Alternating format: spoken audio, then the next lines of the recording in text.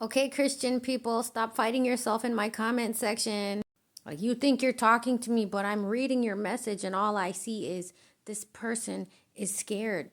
You desperately trying to stay in that mental box they put you in, and you keep arguing with me in these dang comment sections like I care.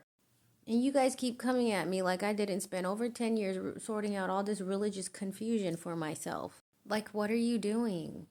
Acting like a colonizer in my comment section.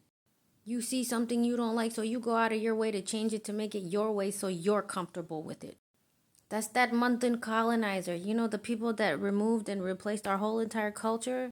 Yeah, they got you good right there. Real good. Real good, because you over here in my comment section arguing with your damn self.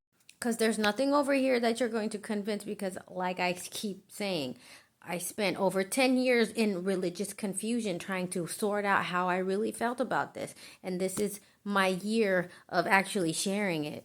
Y'all can keep trying to pile up on me, man. I got so much spiritual stamina to keep arguing with you. We could go for days. Because a lot of the things that I talk about, you can literally look it up for yourself.